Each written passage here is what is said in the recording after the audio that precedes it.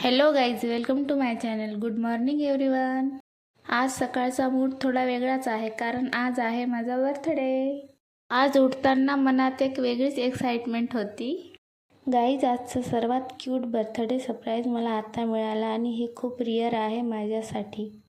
पण आज तुझा बर्थडे असल्यामुळे मी तुझ्यासाठी स्पेशल चहा बनवत माझे नीतू माझ्यासाठी स्वतःहून चाय बनवत आहेत आणि आता बनवला पण, आता घेऊन पण येत आहेत माझ्यासाठी. आणि मी मस्त बेडवर निवांत बसलेली आहे तिथे.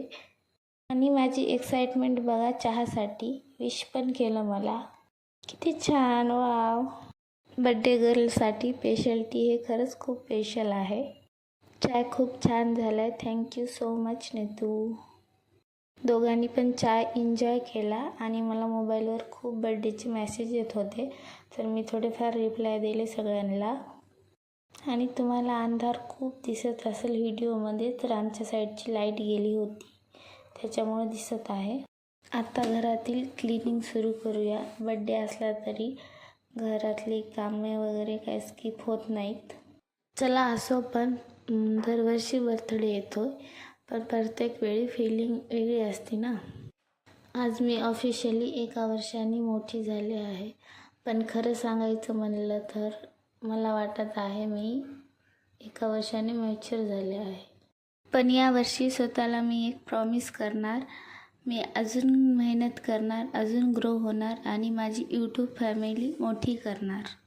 चला तर मग, काल महाशिवरात्री होती आणि उपवास पण होता माझा. तुमचा पण असेल आणि ते पण सोडायचा बाकी आहे.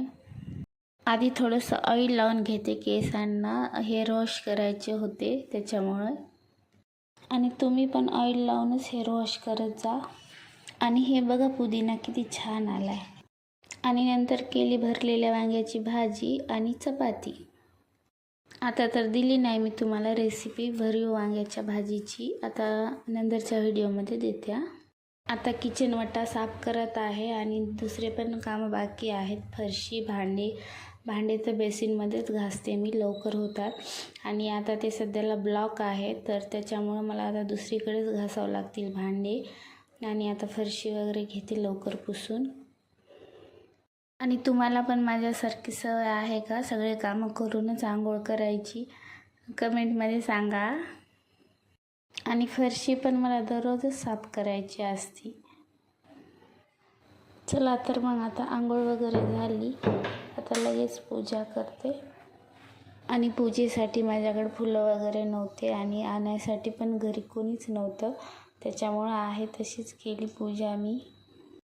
तर गाईज, हा होता माझा बर्थडे मॉर्निंग रुटीन. तर आजचा दिवस एन्जॉय तर होणारच आहे. चला तर इव्हिनिंग सेलिब्रेशनसाठी तयारी करते मी हळूहळू. सेलिब्रेशन छोटंच आहे, पण तयारी थोडीफार करावंच लागते ना. चला मग, जेवण करते मी. भेटूया आपण सायंकाळीच.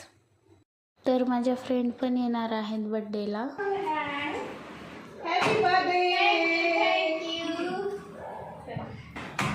हा बघा, हे आल्यात माझ्या बड्डेसाठी. त्यांनी डेकोरेशनचं सामान पण घेऊन आल्यात आणि आता करायलात आपण. त्यांनी म्हणू लागल्या की बाहेरच आपण मस्त बड्डे सेलिब्रेशन करूया, पण नको म्हणलं, घरीच करूया आपण. हे बघा किती छान डेकोरेशन केलं त्यांनी. छान आहे.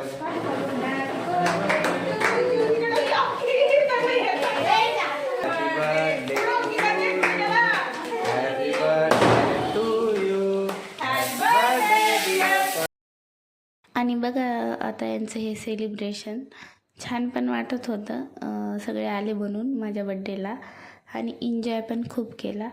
आता म्हणलं, बस करा बाई, हे तुमचा स्प्रे उडवणं खूप झालं, आता केक खाऊ द्या. मग आता त्यांना बोलवलं सगळ्याला, एकाने केक खाऊ घातले त्यांनी पण मला खाऊ घातला.